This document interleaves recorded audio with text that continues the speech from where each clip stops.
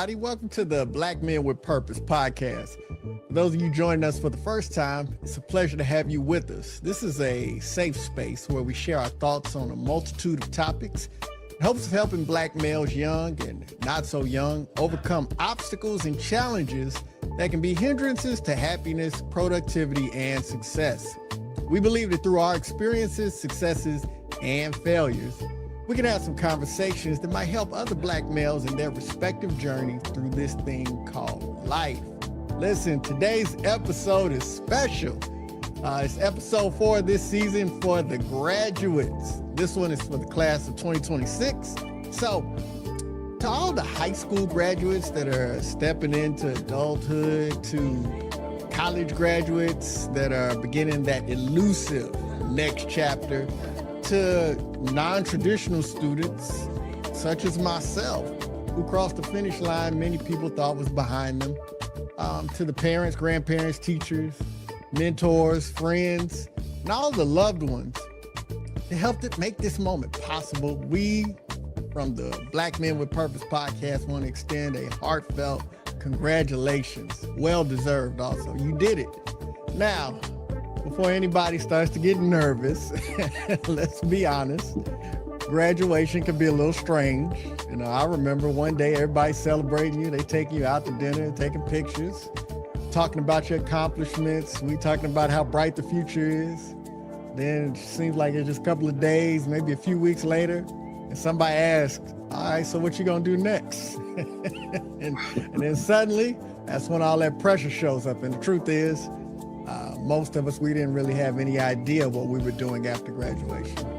And, you know, we joked earlier in the season that if the youngest person in our cast is in their 50s, then we not so young of a group. And even at this point in life, some of us still don't have it all figured out. But guess what? That's okay. So we're going to talk about not pretending. Well, we're not going to talk about pretending life is easy. But what we want to do is kind of share some of our thoughts, our lessons, our mistakes, victories, and especially some wisdom that we probably would have loved for someone to share with us when we were at these pivotal times in our lives. So, to the graduates, this conversation from the brothers is for you. So, we want to start with what we thought adulthood would be. And to start it off, I want to start with a really fun question. And that question is, when you graduated, what did you think adulthood was going to be like? When you graduated, what did you think adulthood was going to be like? And so let's start with Brother Ray. I appreciate you, bro. To be honest, I had no clue. I had no clue. I thought adulthood was going to mean more freedoms, that I could stay out longer or stay out as long as I wanted until that one time I tried it. And Raymond Butler told me, young man, if you don't have your behind in this house by 2 a.m., then you won't be coming in.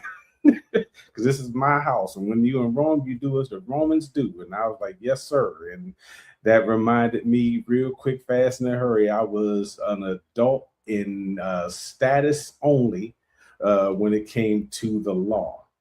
I really had no clue. So I know we're going to probably dive a little further into this. So I'll pass this one on over to Dr. B and see what he thought what adulthood was going to be like.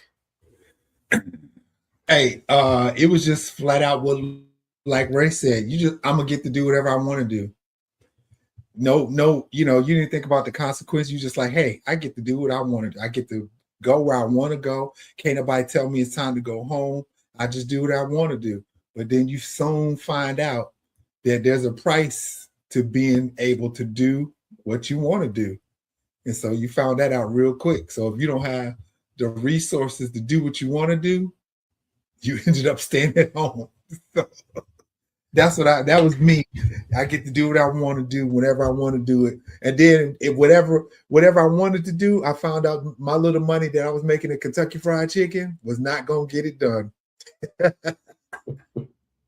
You thought you was good and grown once you got your little part-time job, and you finally realized, shoot, back then I think it was minimum wage was like what, $3.25 an hour, $5.25, something like that. So you realize real quick that little money that you're making ain't gonna get you nowhere. So absolutely. So I'll be interested to see what Brother Rod, what he did in his days in Philly when he got grown. Yeah, well, yeah. Fortunately, unfortunately, but by that time I had made my way to Texas. And yeah, for me, it was I was going to be able to work more hours. I was already working. So that summer I could log as many hours as I possibly could, fill up my coffers, and get ready to start college in the fall. So I was locked in. Figured I'd go to college and do my 4 years there, and then I'd go out into the world and get my my great business job, and start making real money, live in a high rise, buy me a vet. Yeah, I had it all planned out. but graduating from high school, I guess my transition was fairly easy compared to some I hear. As I was already working, home ec. My senior year, I went to school half a day, and left after going to all 3 lunch periods, and went straight to work. Had to go to all 3 lunch periods so I could see everybody, right? There it is. And after the last lunch period, me and my partner, we headed to work. So it just really, I don't know, it was an easy transition. And as far as what life would look like going forward, I know we'll get more into it, but I didn't really have any concrete plans. Just tried to make it through college. That was it, one day at a time. Now that was a ride in and of itself, but more about that later. But for me, the transition was fairly easy, man. I had responsibilities that I needed to take care of, and I just did that, man.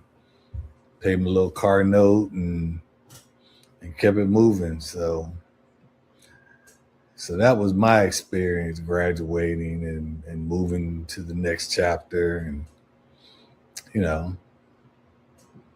then I spent the next year,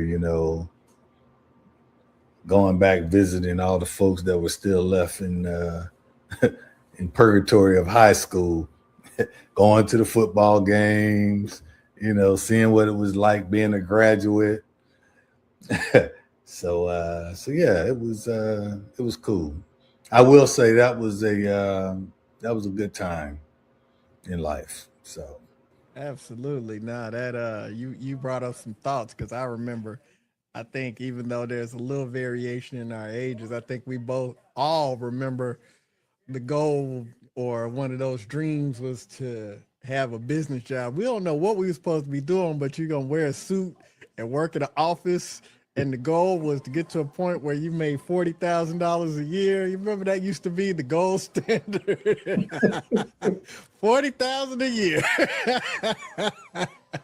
I remember that. I got some similarities to everybody. There wasn't a lot of direction, but by the time I got to graduation, I had been working for a couple of years. I was into some stuff I shouldn't have been into, but hey, I was trying to stack paper because we was broke. And it was all hands on deck in the house to keep them bills paid. And I was already tired of school. I I had so many truancies and skipped classes.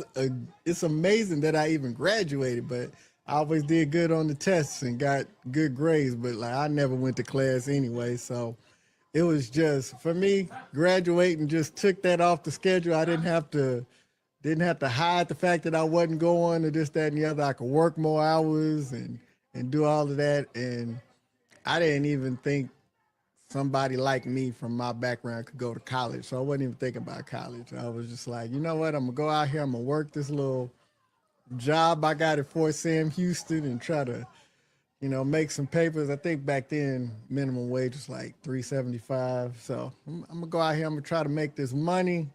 I'm gonna do my little side hustle and maybe find my way to having a little money, and then we'll see where it falls from there.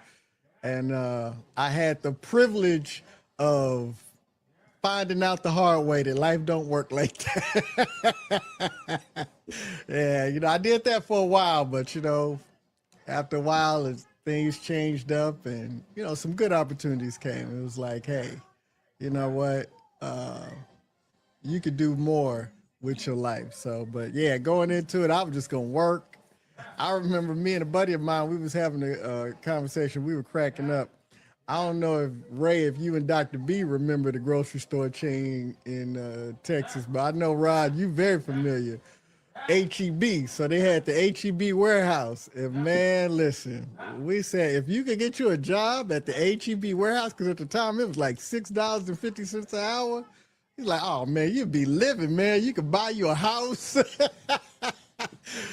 Go on 2 vacations a year, put some kids through college. Like, that was like the dream back there for me. But we kind of got into it. So, fellas, I want to throw one more question at you. At that time when you were graduating, what did success look like to you? So at the time I graduated from high school, at that point, success looked like finishing college.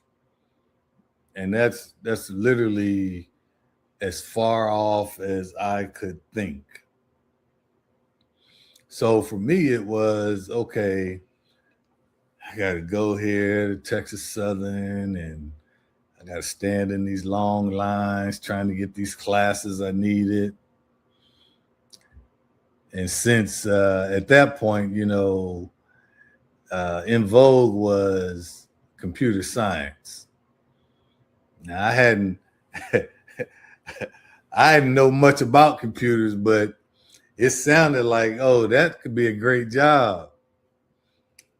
And man, I tell you, so registering, going to school for computer science, I knew some other people that were majoring in computer science. So I'm like, bet I could do that. Knowing that science was like my worst subject in school. Not that I didn't get a B in it, just that I hated the journey towards that B. All that had to be done to get a B, and that was the goal for me. If you can get a B in science, everything else, came pretty easy. So I never thought that I would be trying to go work in anything that had science in the name. But yeah, I did. And the ironic thing is my sophomore year, when I was looking at the choices of classes that I had to take, math was in there. And I had done really well in algebra and, I made a B in geometry, and to this day, geometry was the hardest math I've ever taken in my life. And I took Cal 2 in college. But geometry, man, I tell you, but getting through that and then looking at the choice of classes in computer science, it was, okay, you got to take Cal 1, you got to take Cal 2, you got to take Cal 3. And then your senior year, they had this thing called linear algebra and foundations of algebra. And when I looked ahead, I was like, wow. I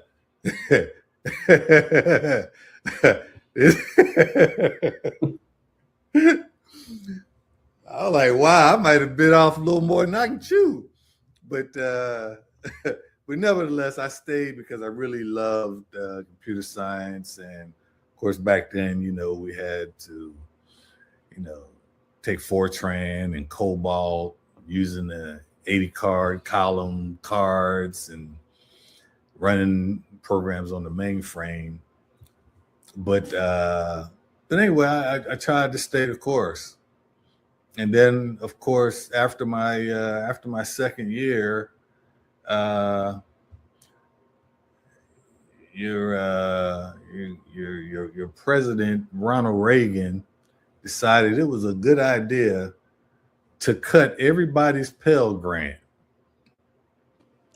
It's an important note to know. Absolutely. Because cutting the Pell Grant took away kids that were less privileged from being able to at least go to school, pay for their classes and books, and maybe a fee or two, to now you can't even cover all the classes, which means now you got to come out of pocket for books and fees. And so it did. It changed the trajectory of what I thought my journey was going to be like. And I had to go and find a full-time job now, as opposed to just working part-time and going to school. So that changed a lot for me. And, so I'll get into it more later. But the one thing that I did learn from that experience was that, graduating from high school and now being on my own and responsible for myself, I had two options. I could embrace what it meant to pivot in life, or I could be swallowed up by life. Those are the two choices, So, but yeah, so that's where I was, and my view of success at that point was just to graduate, by any means necessary, and then see what the world had to offer. In my mind, success was looking at my parents. My dad was a foreman at General Motors. He was one of the few Black foremans at General Motors. So that was one of my visions of success. And then my mom owned her own business after she left General Electric. So she had her own beauty salon and everything. So that was my idea of success, is to be able to go out and do like my dad did for my mom, whether it was getting her a new car every couple of years, or painting a house, whatever the case was. We had a house with a huge backyard. Again, I grew up spoiled, blessed. But that was what my idea of success was. But I had no idea what it took to get there. Excuse me, like everybody else here, I thought that, okay, college is the key. I thought college was the key. And I knew the one thing I didn't want to do is I did not want to follow in my dad's footsteps. My dad, I've talked about this before. My dad had told me from my junior year on, you need to join the Air Force. And I kept saying, no, I'm not doing that. I want to go to school. I'm going to get a degree in business management and blah, blah, blah. Like you said, John, I've envisioned myself in a suit in a big building in Cleveland or Columbus or wherever, and walking around with a briefcase, driving a nice car. That's what I envisioned. But I knew I didn't want to follow my dad's footsteps, either with the Air Force or going to work at GM, because pretty much A majority of the jobs in the Warren, Ohio area were at Packard Electric, which was a subsidiary of GM. I didn't want to go there because I figured, people are going to think that, okay, my dad hooked me up and got me in here. Had nothing to do with what I was doing. It was going to be because of my dad that I was able to get into GM, and I just didn't want to do that. So I went to college, and I went to Kent State. Started out at one of the branches, moved my way on up to the main campus, and it became became apparent pretty quick that that's not where I needed to be. At the beginning of the semester, I was all excited, and the next thing you know, it was just like 3-4 weeks in, I'm sitting there shaking my head like, man, I don't want to go to this class. I don't want to go to sit in philosophy. I don't want to go sit in trigonometry. I don't want to go sit in this American History 1. I just don't want to do it. And after a while of this, it became like a job you hated. And I'm like, I've got to figure out something else. But once the semester ended, I would still pass, take a break, for, whether it was a fall break or winter break, spring break or summer break. And then when school started back up, I was excited again. But it was a vicious cycle. I just kept running into that wall 3-4 weeks into the semester, and I was like, I don't want to be here. And I did that for 2 years. I literally wasted money for 2 years. And I was one of the fortunate ones that I didn't have to worry about grants. I didn't have to worry about student loans. My parents paid for my college. And I'd never forget, I graduated high school June 5th of 1986. Well, December 17th, 1988 is the first time I sat down with my dad and initiated a man-to-man conversation with him. Was like, I don't want to go back to school. And he was like, well, what are you going to do? And I'm like, well, tomorrow I'm going to go to visit the Air Force and the Navy recruiters. My dad had been preaching for me to go in the Air Force. He's like, hey, what time we going to your appointment? I'm like, oh, no, we are not going anywhere because you'll have me doing what you did, and I want to choose my own path. And in my mind, what I really wanted to do was be air traffic control. That is just what I wanted to do. And I went in, saw the recruiter, took the pre-ASVAB, blew that out the water, took me up to MEPS the following week, blew that out the water, enlisted right then. And, I went into DEP. I was in the DEP for 39 days. And the delayed enlistment program, for those of you who don't know what the DEP is. But that was honestly the best move that I could have made for myself, because, again, I couldn't see myself, like I said, going to work at GM. I couldn't see myself anymore working at a business. And I knew one of the things I was not going to do was, go from being this big time basketball player in my high school to going to work at McDonald's or Burger King or Wendy's and, hi, welcome to McDonald's, welcome to Wendy's, may I take your order? I just thought that was not beneath me, but I thought it was meant for something better. And that was not going to get me to being in air traffic control.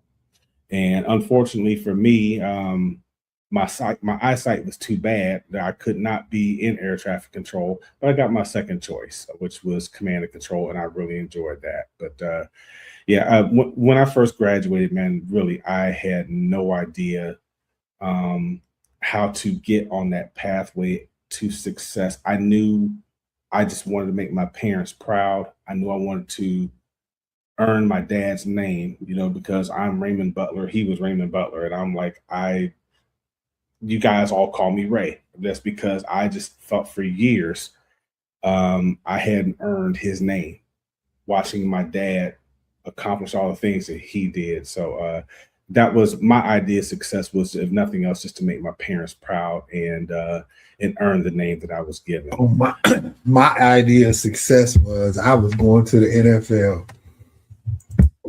That's where I was going. I was My junior year, my team only won 2 games. My senior year, my team only won 1 game, 1 out of 10, 2 out of 10. But my junior year, I was second team all conference behind this dude named Rod Woodson. I don't know if y'all remember him, but I was second team all conference defensive back behind Rod Woodson. So I figured my senior year, Rod is out the city, so I'm good, right? But my team only won 1 game. So Rod goes to Purdue. I end up going to this little small college in Indiana called Franklin College. So I went there for a year, played football, and it's so funny. It was only 2 brothers on the squad. Me and this dude named Larry out of Richmond. Only 2 brothers on the squad. So our freshman year played a little bit of football. Started a couple of games. I was like, "Yep, I'm gonna make it to the NFL." Came back my second year, played the second year, but my grades were horrible. I think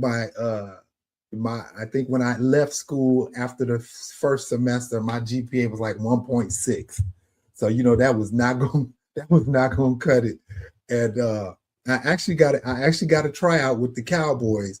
We had a scout that actually came down to Franklin College, and he was like, "Dude, you just a little slow. You just not." He said, "You're a little small to play corner, but maybe you could play something else." I was like, So that wasn't working out. So because my GPA, I was like, "Nope, let me go on and get out of here." So I went back home. I had 3 jobs. I was working at the car wash, working at Kentucky Fried Chicken. I called myself coaching at the high school, back at the high school that I went to. And I did that for about 6 months. I said, "Yo, this ain't going to cut it. This ain't going to cut it." And then actually the final straw was, when you go to college, again, I was a first generation. I'm sure some of us first generation graduate, first generation college, period. So I got a little scholarship to play football and run track. But, what my parents didn't know was, guess what? That counts as income. So guess what? So I think that second year I was in school, the IRS came after my parents because they still claimed me, and they had to pay back that money from the scholarship to the IRS. I was like, you know what? I got to get out of my parents' pocket. So that's when I was like, you know what? Let me go join the Air Force. And so, but initially, success looked like, yep, I'm going to be in NFL. That's what I'm going to do. I got a little recognition around the state. That's what I'm going to do. But you find out very, very, very quickly what reality is. And so reality was my grades didn't add up, and I was too small to play in the NFL. So guess what? I ended up joining the Air Force. Listen, if I was had all them accolades in ball, I would have thought the NFL was my path too, because I played sparingly in high school, went to college and was like, nah, I'm still good enough. I can get out here with these dudes. But I walked on to my college team, man. Ooh, that's a different level, man. And they had scholarships and I had to work. I'm like, nah, I ain't gonna be able to do this. They got an advantage that I can't overcome. Yeah, but I think for me, man, success was just something different from what I was experiencing. I grew up with a lot of housing insecurity. We were moving from place to place or staying with these folks and staying with grandparents. And I was just like, life got to be better than this. And I think a lot of us grew up believing that life was linear. You graduate, you get a job, you buy a house, build a family, you retire. And nobody told us that life was zigzag. So, we kind of opened up with the, how we thought success would look like and what it was like when we graduated. But well, let's talk about careers. We all got into it. Obviously, we know the career that brought us all together. And I know a lot of graduates that might be watching this. I know a career is on their mind, but what's one thing that all of you wish that you would have known about work, about jobs, about careers when you graduated? And we're going to start with Ray. Wow. One thing I wish I had known is sometimes you're going to end up doing something that you don't like to do. Everything, it's not all going to be peaches and cream, whereas my favorite term is sunshine and buttermilk. It's not going to be that. But the main thing that I had to learn um, as a young airman was to don't reinvent the wheel. I know we've talked about in previous episodes about, you know, whether we thought people were trying to control us or we were being controlling or what have you. But what comes back to from one of our previous episodes is that you learn from the lessons of those who went before you, because we thought that they were trying to control us. Our kids think we're trying to control them when the truth of the matter is everybody's trying to keep you from making the same mistakes that they made. And I know one of the things that is one of my downfalls is I feel like I should know everything, even though I might be brand new to it. You don't have all the answers, and it's okay to ask for help or advice. So that's the one thing that I wish I had have known was don't reinvent the wheel.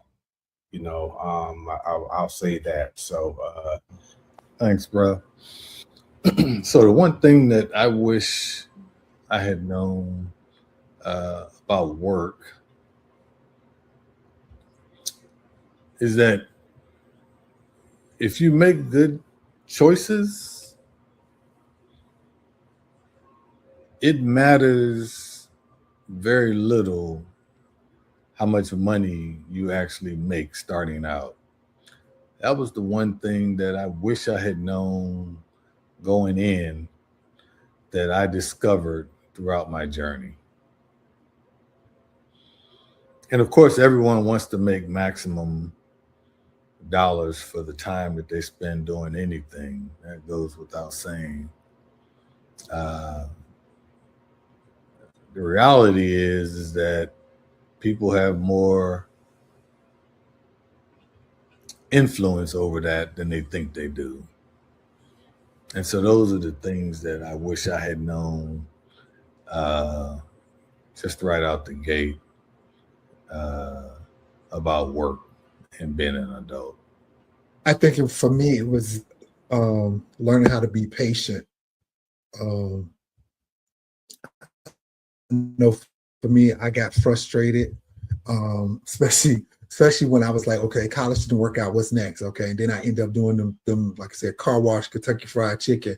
All I know is that was what I did not want to do, and so you were always taught, which my parents are, just do what you got to do, and sometimes doing what you got to do ends up without making good choices, like Rod, like you were saying, doing what you don't want to do, but you have to do it without making good choices that end up being your future. And so all I knew was I did not want that to be my future. I didn't want to be the ones that, you saw people, and no offense, you come back, 15 years later and the same people still hanging out on the corner, or they still doing the same job, or you got people reminiscing about, yo, you remember that interception you took and you took it to the house? I'm like, dude, that we was in high school. We had to move on from that, but you still have people that live in back then, because they never got out. And so for me, I had to learn how to be patient and understand that, sometimes you got to do what you don't want to do. But the thing is, if you make good choices, you can get out of that. And, one thing I've learned it now is that you leave the situation better than when you found it. It might not have been what you wanted to do, but you leave it better than when you found it, because you never know, the same people you see going up could be the same people you see coming back down. So always leave an opportunity better than when you found it. Right on, right on. All of that what y'all said, and I think for me, that relationships and soft skills matter. And not even in a context of, oh my God, you got these relationships, so that means that you get this job. I think about the relationships that I had that put me on to, hey, there's some things you can do better, or here's some things that you need to expose yourself to that will position you to do better things. I remember Rob made me go to ALS. He made me go in residence. I wanted to do it, online or go take the test at the education center, and he made me go. I went to Hanscom 6 weeks, man. And I tell you what, though, I came back and I was so far ahead of my peers, and it was just something. And it was, and with the soft skills, there was so many times where I knew I was the most talented, but if I wasn't arrogant, I was extremely confident, and I was very hard to deal with. I was not endearing to people at all, even those that were trying to help me, and just those things. You can be good, but if you don't know how to leverage relationships and, soft skills, and, that sets you up to not even wanting to be somebody who continuously learns, because you're walking around thinking you know everything. So, you know, that right there was big for me. And so, I think one of the themes that has gone through this is we recognize that, you did what I forget who said it, but they said, that your first job, or sometimes the job that you do, you're not going to like it, but you got to do it. So I'd add, don't confuse your first job with your final destination. Some of the best opportunities in my career came from paths that I never planned to take. I think all of us can say to to a T, the Air Force was not our first choice. We had a whole nother plan, and it ended up this is where we had to go. So sometimes that career journey, that postgraduate journey, not sometimes, most times, it's not a straight line. It's not a straight line. Yeah. So moving on, man, to talk about, I kind of talked about relationships and how they'll impact you more than anything else. So I want to ask you fellas, what relationship lesson post graduation took you the longest to learn? And I want to start with Dr. B this time. Post graduation relationship that I had to learn? Is that the question? Yeah, which lesson took you the longest to learn that you wish you could have learned a lot quicker? Oh man. I guess learning how to manage my money. Yeah, learn how to manage you stole my money. My answer, man. Let me tell you something. I had a mentor, at 21, once I joined the Air Force, he said, you need to look into buying a house. I ain't buying no house. I ain't doing that. Okay, you need to do something called an IRA. I ain't doing that. I don't make enough money to save money. That was my ignorance. I don't make enough money to save money. And that was the lesson that I would have learned. It took me to, I was almost my late 30s, early 40s to realize, it's something about putting some money aside every now and a little bit helps. So what they call systematic investment, I finally learned how to do that. But I had a mentor from the time I joined the Air Force at 21. He was like, you need to do this, you need to do this, you need to do this. I ain't had time for it. I wasted 12 years, 13 years of not investing. And so definitely that lesson, if I would have learned that sooner, man, definitely. That's the number one. I probably wouldn't have to work right now if I would have learned that lesson at 21, 22. I'd be somewhere chilling like Rod be doing every other month. I'd be in a different country. That's my lesson. You definitely took my answer too, as far as money and spending. That's all good. One thing I wish I had known back then is that, you don't need a new car, you don't need a new phone, you don't need a new this, you don't need a new that, just because it's brand new and it's the newest thing out. Like you, I wish I had started my Roth IRA a lot sooner than what I did. Because I kept saying, no, I don't need it. I'm not that. To me, those were all things that old people needed, and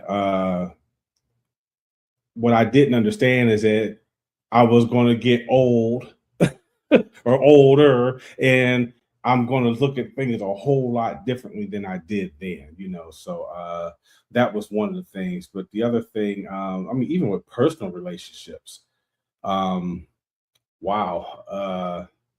The one thing I would tell anybody, everybody, is especially when it comes to personal relationships, take your time.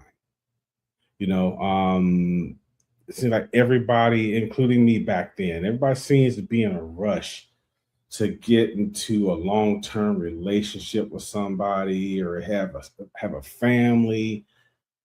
Uh, and some people feel like they're a failure if you don't have them.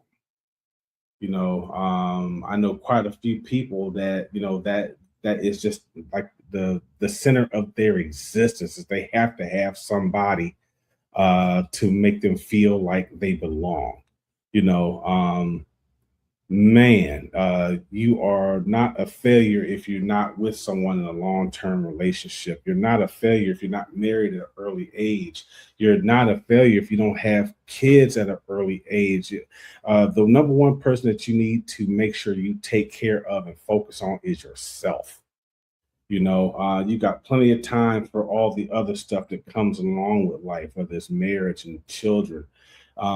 We've said see as much of the world as you can, because there is a ton of responsibility that goes along with being a husband or being a father, and nobody is truly ready for either until you get into them, and then you still find out that you don't know everything, and it's a huge learning curve. So, the one thing I would say, like if with personal relationships, it's okay to have a personal relationship, but don't feel like that is the end all be all. Take your time. Yeah. So the relationship lesson that took me the longest to learn was that by constantly giving to people does more to enable the behavior you wish they would change than anything else. So, and it took a while because I got a giving heart, and I think growing up, one of the other things you learn, and this is what I wish every young person could understand, is that there are a lot of things that happen during the course of your growing up that you might not have control over at that time. Situations that you're in, like John mentioned earlier, house insecurity, food insecurity. I mean, just whatever it is, those things all have some type of impact on you. And no, we can't use it as a crutch for making bad choices as an adult. But I think it's important that we recognize early on that we have to actually address those things head on, whether it's through counseling, reading, reflecting, praying, but just being intentional about growing into the person that you want to be, both for yourself and for whoever is going to be sharing your life with you at some point. And so I wish that, I really understood how just constantly giving and giving and giving, while it made me feel better initially, I later learned that all I was doing was enabling behavior that I wish others would have changed. So for me, that's the one thing that jumps out. It might be totally different. People might be saying like, "Wow, of all the things," but that's the one thing that just kind of stuck with me, and I recognize that it's a challenge that, if not dealt with head on early on, you're going to deal with it later on. So so that's it for me, man. Brother John. I think all of those kind of speak to it. I mean, obviously, I was teasing because I would have went with money if Dr. B wouldn't have went with it. I definitely would have went with that one. But I think for me, my relationship with self was something that it took me a long time to get. I was just so transactional with myself, and it turned into being transactional with other people. So like for me, it was just always on to the next mentality. I'm out here. I'm trying to accomplish this, or I'm trying to gain this or get this. And it was never time. Hey, how you feeling? Are you okay?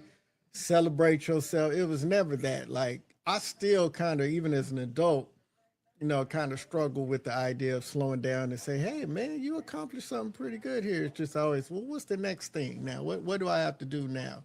And then I've done a much better job of the being transactional with other people because, you just can't really get too far in life if you only see people for what they can give you, but because I was that way with myself, it really manifested it into being that way with others.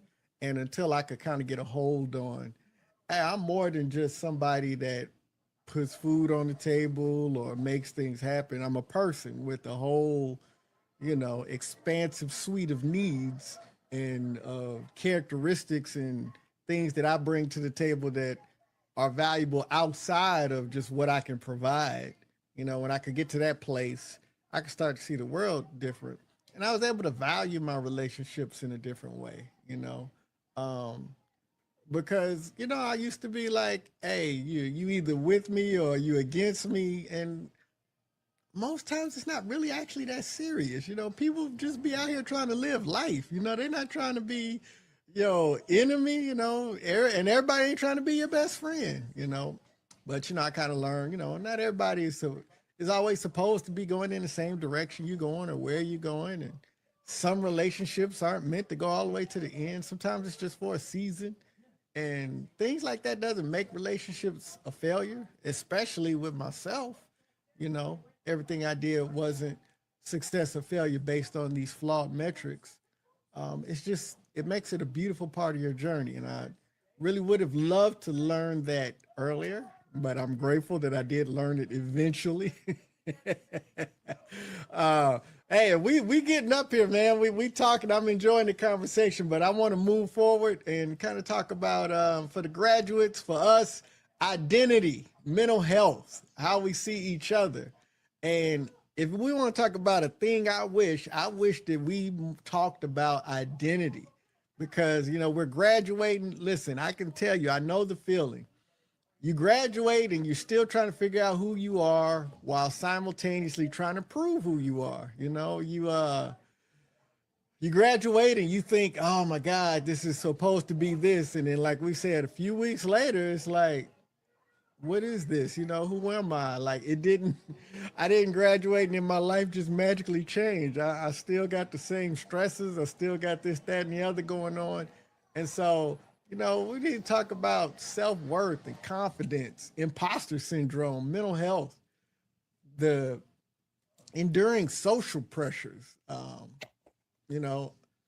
That value doesn't come from things like GPA or your salary or your title, or for that matter, anybody else's approval.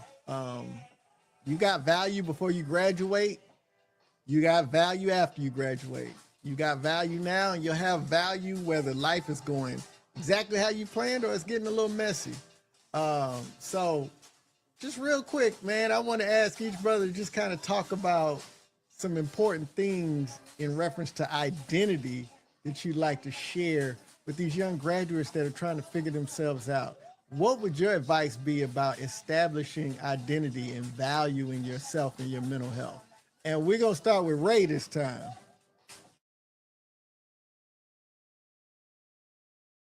I appreciate you. The one thing I would tell anybody or everybody that is graduating from high school, graduating from college, you have to be your own biggest cheerleader. You are in control of your own destiny.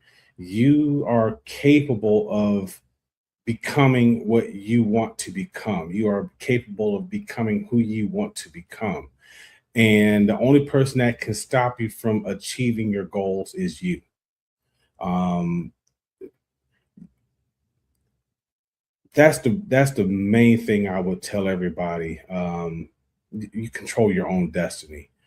Um, as far as mental health goes, um, everybody has bad moments and bad days. It's okay to not be okay. It's okay to get into a place of doubt. It's okay to feel like that you don't know the answers. Just remember, it's okay to feel the way you feel, but it's not okay to stay there. But you have to sometimes you just have to knock the dust off your shoulders and say, okay, what's next? I've gotten that over. I've gotten over that. What's next? It's extremely important to have ways to expel stress. I know for me back in the day, it used to be running. It used to be going to play basketball. Now it's walking.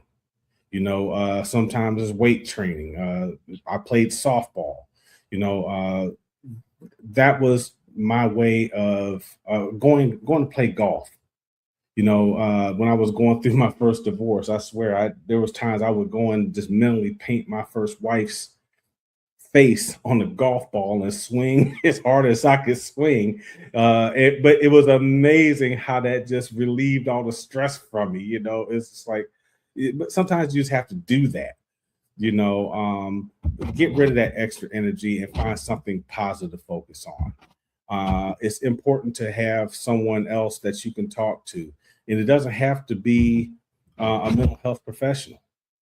I'm very transparent. I am still in therapy, for things that have gone on in my life. And I tell you, it was one of the best moves I ever made, because if I didn't feel like I could talk to my parents, or if I didn't feel like I could talk to my wife, I didn't feel like I could talk to you brothers, I've got a mental health professional I can go and see, or, get online and have a virtual appointment with her and get it all out, because I know bottling it up just makes it worse. It makes you feel worse.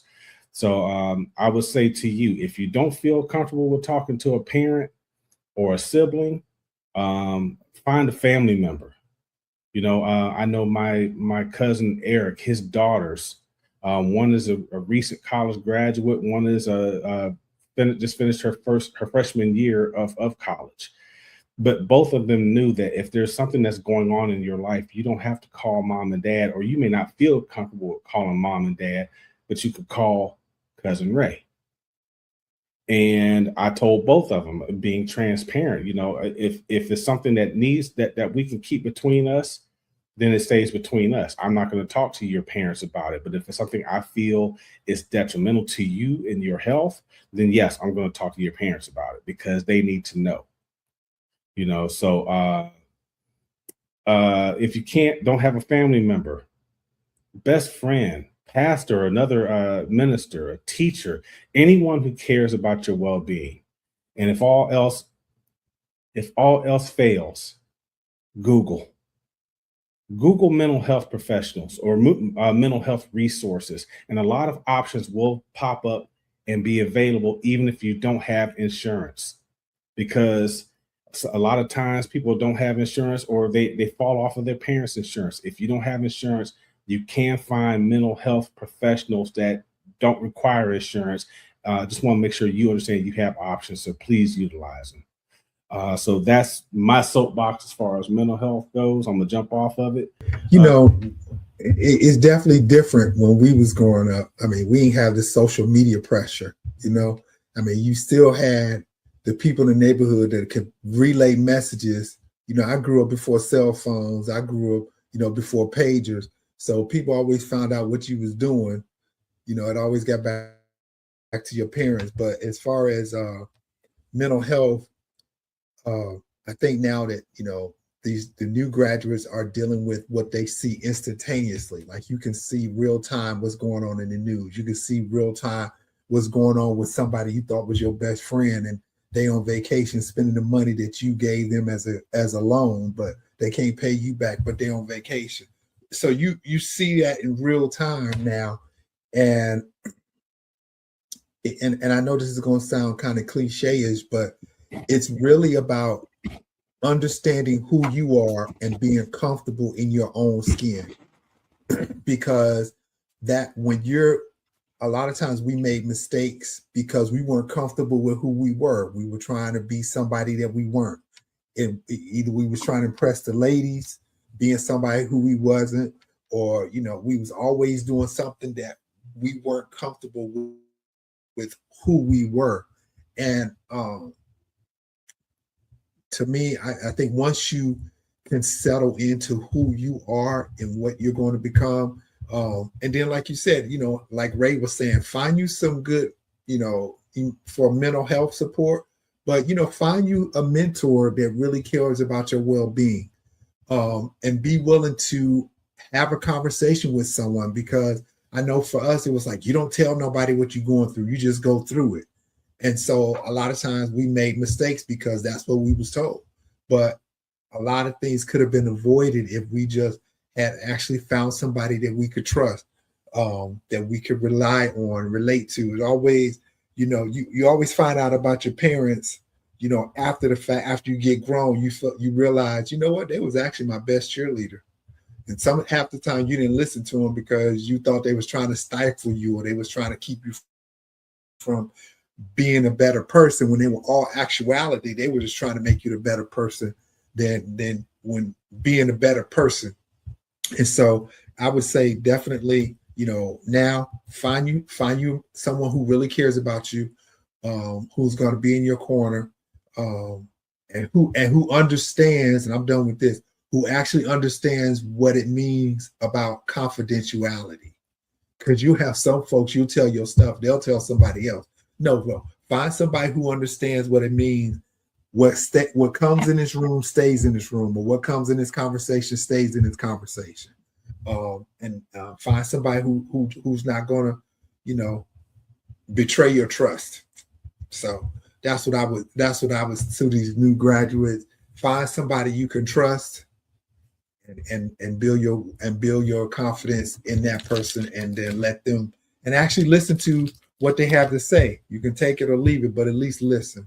To the graduates, to thyself be true. First and foremost, you have to be 100% with yourself, right? Because in yourself there is no judgment. And what I've learned throughout this journey in life is that judgment, or the fear of being judged, can be crippling. It can influence your decisions that you make or don't make. And so I say, to thyself be true, and then make sure that you are focusing on taking care of the things that are going to help you always get as close to that center place as you can be, especially when you most need it, whether that's meditation, prayer, just quiet time, whatever it takes. But you have to do that for you. And the one thing that I wish I had learned sooner, and wish I had done sooner, was to make sure that I carve out a piece of every day for me. Don't care what's going on in the world, what's going on in the family. You have to have that time, because that's going to help you become and be the best version of yourself for those who might need you for something. So that will help you show up for people in ways where you can be positive and fruitful. So that's the one thing regarding identity and just taking care of your mental health that I would offer uh, to anyone graduating and getting ready to turn the page to the next chapter in their life. And Brother John, I will shift it back to you. Man, I appreciate you. To thine own self be true. Come on now. I want to add this really quickly. Love yourself, love on your people, and love on yourself and your people enough to know who really loves you.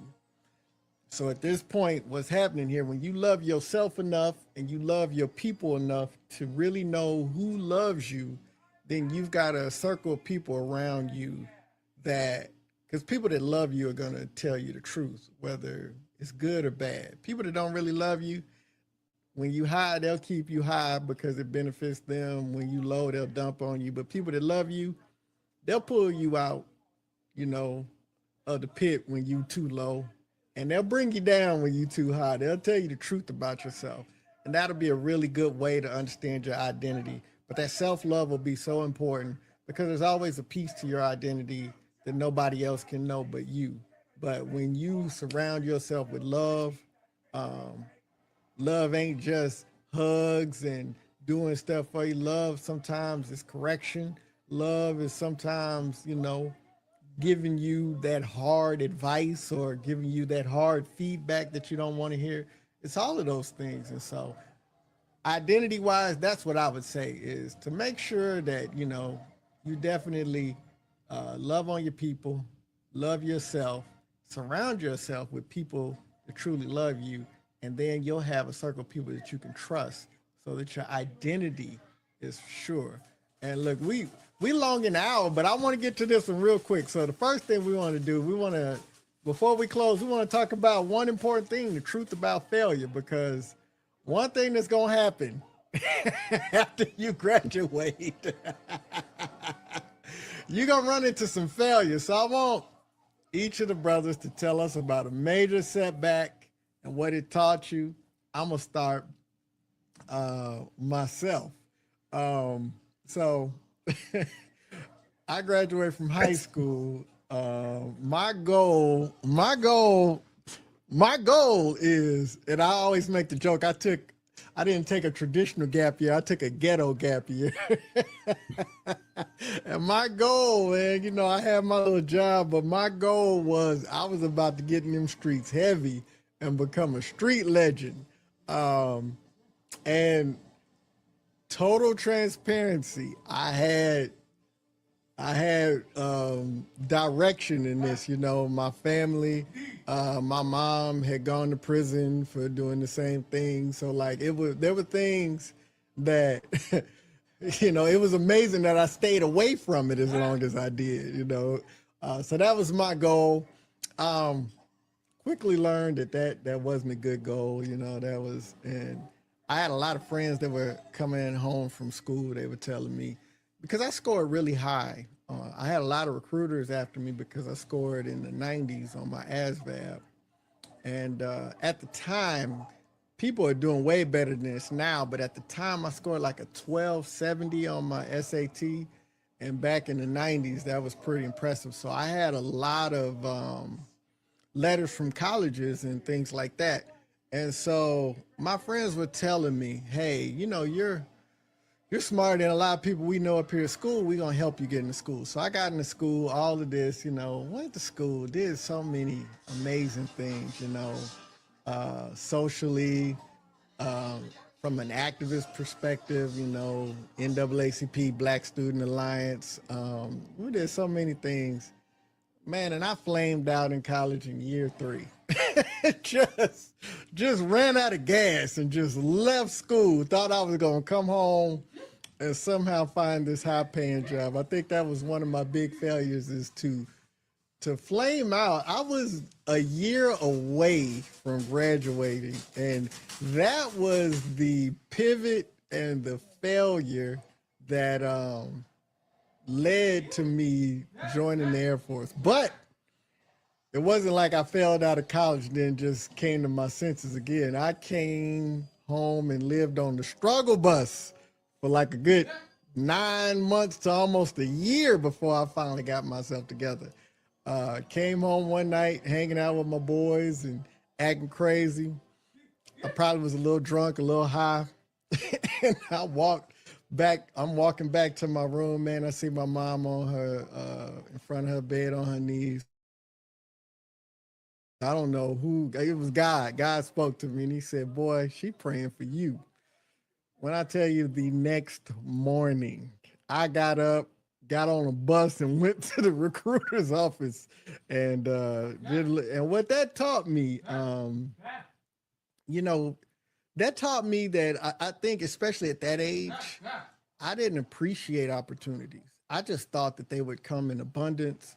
And so whenever I had a shot to do something, it was about whether I liked it or not. I didn't have that, I need to see this through because I might not see an opportunity like this again, or this might be a once in a lifetime, or I don't know how serious this opportunity is.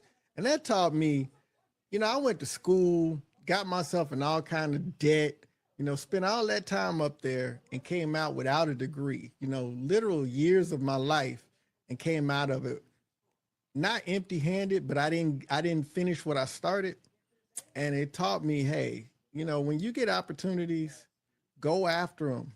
And get, if it doesn't work out, that's fine, but don't go into stuff like that knowing that you didn't give it everything you had and you left something on the table for an opportunity that could really change your life. So that's really what came out of that for me. So failure, what I have come to learn is that you'll have setbacks in life. That's inevitable. You always are going to have to pivot to something, figure it out, use your decision-making skills and metrics to determine what to do next. But the one thing that I learned is that you only fail if you quit. You only fail if you quit. You might take some time off, like Brother John did after doing his 3 years. But guess what? He went back. He just took a gap period. But he went back and he finished. So was getting a degree or getting educated a failure? No. He just took a different path. And that's the one thing that everyone needs to understand. Your journey is not going to look like your friend's journey necessarily, or your parents' journey, or whoever has your attention. It may not look like their journey. Your journey is your own. You just have to have the resolve within yourself to realize that the only way you fail is if you quit. I think it was Bill Gates that started several companies before Microsoft was a hit. Yeah, people might say he failed. I say he had setbacks. And through those setbacks, he learned lessons. And then when he hit. But just think, if he had quit, he never would have gotten there. So take that message with you. Just don't quit. Have a setback, recorrect or correct what you do. Try it again, tweak it, implement your lessons learned.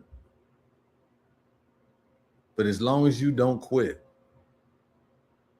success will be yours. That's what sometimes people are like, oh, you must be smart. You got a doctorate. I'm like, no, I was just too dumb to quit class. That's all it is. I was just too dumb to quit. And then yes, you gotta I don't say embrace your failures too, like that becomes a way of life, but you gotta take your failures and use that to motivate you to be better, or to try something different. You know, maybe it's something that you didn't do right, and you thought it was a good way of doing it. Now you got to do it differently. But yeah, don't beat yourself up about failures. I think so many times people go down a rabbit hole when they do make a mistake, and they can't come back out of that rabbit hole because they feel they got so much on them. They let their family down, they let their mentors down, they let themselves down. It's like, no, I'm not saying that you just out here frivolously making mistakes and just doing things wrong just because you can. But if you actually hit a pothole in life and there's some things you got to change and do different, just embrace it. And failure doesn't mean it's the end. It just means what they say, delay is not denial. And you just got to, every morning you get up, you got to say delay is not denial. Because I think too, sometimes with failure or setbacks, it's just going to make that, when you arrive at your destination, just going to make it that much sweeter. It's going to make it that much, wow, I did it. And then from that point on, take the small wins and build on them too. The small wins, you got to start. Hey, guess what? You graduated high school. You graduated college. Guess what? What they tell you on first day of freshman orientation, look to your left, look to your right. Somebody sitting next to you ain't going to be here in 4 years. So, take those wins, the small wins, celebrate and keep moving forward.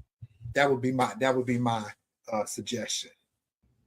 One thing I would say, as far as failures go, nobody has an experience coming up short or has an experienced failure in their lives. Excuse me. But as everyone here has said, remember, you can and you will overcome roadblocks.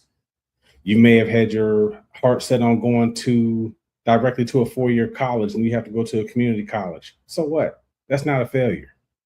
That's not a failure at all. That's just a different path. Because when it's all said and done, and you actually do end up at that 4-year school, and you have your degree, nobody's going to care that you went to a community college. They're only going to care about, do you have that diploma in your hand? So one thing I would definitely tell you is that sometimes you just have to take a different route to get to your goal, and it's okay. But as long as you get there, that's all that matters. And one thing I would say is, remember that delayed gratification doesn't feel any less good. As a matter of fact, you might appreciate it more because you may have had to work a little harder to get there. So that's what I would say to anybody. Everyone has experienced failures. One thing, if it doesn't teach you anything else, it'll teach you humility. Let it teach you to focus and say, I'm gonna achieve my goal no matter what. That's what I would say to a high school and college graduate. There's nothing you can't accomplish if you don't put your mind to it. The world is your oyster. Go get it. John? Look at Ray trying to get ahead of us, man. This is going to be my favorite part, man. I want to close out. Dear graduate, I want each of the brothers to take a minute, if they could talk to every graduate in America right now, what they would say. So dear graduate, we're going to start with Brother Rod. You had 1 minute, and actually you got 1 minute. So what are you going to tell all the graduates?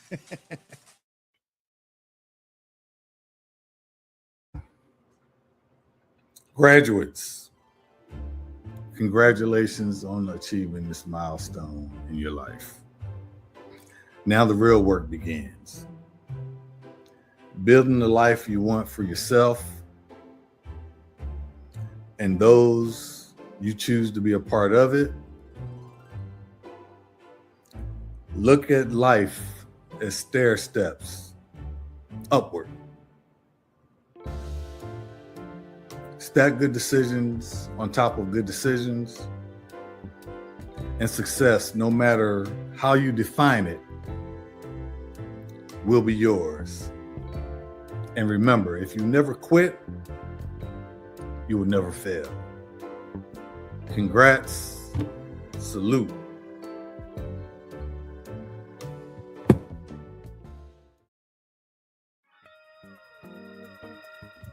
Graduates, congratulations, because you have made it to one of your, and notice I said one of your destinations, one of your successes. So what you want to do next is begin to figure out and put together a plan. You always want to have a plan. And if you don't know what plan to work on, find you a good mentor. Find you someone that you can tap into. You've got mentors from your school, mentors from your community. Come together, find a plan, and then make that plan work. Work the plan, because you are going to be successful. Every morning that your feet hit the ground, you are successful. The one thing I tell people, there's no reason to complain. Every morning that you get up, you tell yourself, I have no justifiable complaints. I could complain, but why? The complaint, all they're going to do is keep you from getting to your journey or get to your success. Don't have a justifiable complaint. So with that, congratulations. Let's find a plan and move on to your next.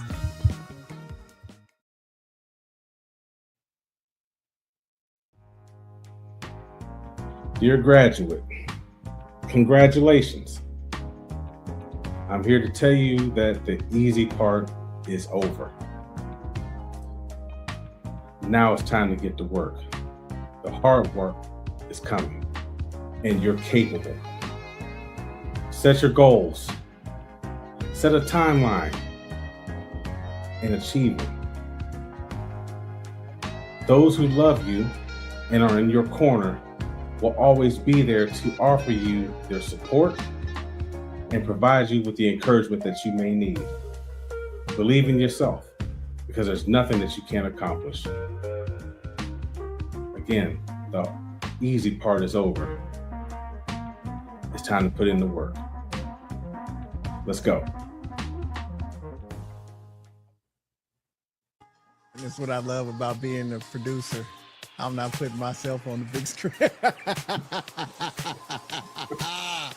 But dear graduates, to the class of 2026, listen, you're entering a world that can be beautiful, complicated, inspiring, and frustrating, all at the same time. And I believe there'll be moments when you'll feel unstoppable, but at the same time, it's going to be moments where you're going to feel lost, and both are normal. So don't let success make you arrogant. Please don't let failure make you quit. Stay curious, stay humble, stay teachable. And remember that your worth is not determined by how quickly you reach a destination, because we're here to tell you that life's not a race. It's a journey of growth. It's a journey of purpose, a journey of service. And more importantly, I think it's a journey of discovery. So define success for yourself, build a life that reflects your values, invest in your community, take care of your mental health, never stop learning, and whenever possible, leave people better than you found them. The future isn't waiting for you, because I firmly believe that we're creating the future right now. So congratulations, graduates. We're proud of you. And so we're going to close out like we do every week. First off, I want to thank the brothers.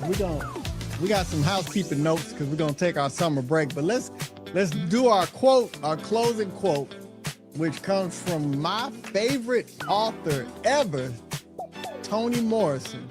And it says, when you know your worth, no one can make you feel worthless.